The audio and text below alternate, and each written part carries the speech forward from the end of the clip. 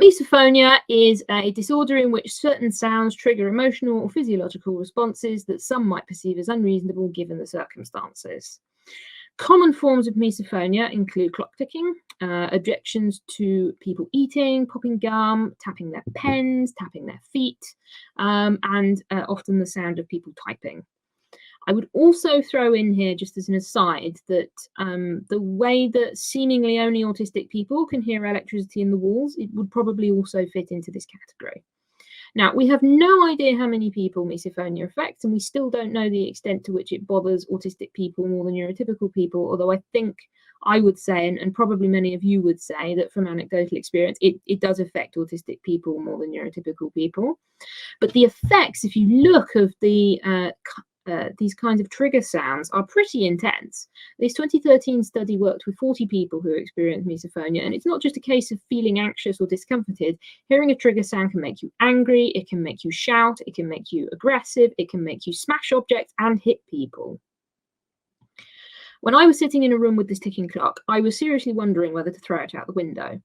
But we've got no further information about what's really going on here, because this isn't a widespread neurotypical experience. We have a figure of speech in English that is calling something like nails down a chalkboard, but the scraping of nails down a chalkboard isn't particularly loud or alarming, is it? It's just at a frequency that annoys everyone, so it's considered normal. But other sounds are just as distressing and induce the same kind of reaction, but we're barely recognizing that it exists. Which brings me on to depth perception. Depth perception is well known as an essential component of vision, and I was really surprised when I was writing this talk to discover that there's no concrete statistics that I could really see on how many people have issues with depth perception. What I was reading varied between 10 to 15% of all people, up to 50% of all people between 18 and 38. I'm particularly interested in depth perception at the moment because I'm currently employed as a special needs OT working in schools with mostly autistic children, and I've been coming across a lot of cases of children with visual spatial issues, things like not being able to throw a ball, handwriting problems, bumping into things, that sort of thing. And it occurred to me when I was looking through our resources and the case notes for these children, because I'd only recently met them, and the way I do my own practice, that the way that poor depth perception could underlie all of these problems just isn't a conversation that happens. When I was looking at the OT Toolbox website, it clearly says that depth perception is an issue for ophthalmologists.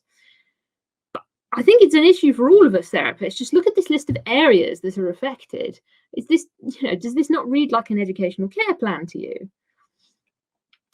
And nonetheless, we don't appear to test for it, which is weird because I know it's a test. I know there is a test. If you look at the top right picture, I think top right for you as well.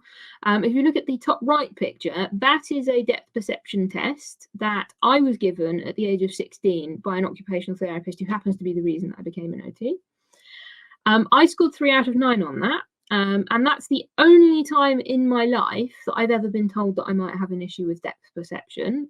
It's never come up since. It's never come up in my career. No one's ever talks about it in terms of any of the children that they work with. I wear glasses. I see an optician several times a year, and that's also never come up there either. Why?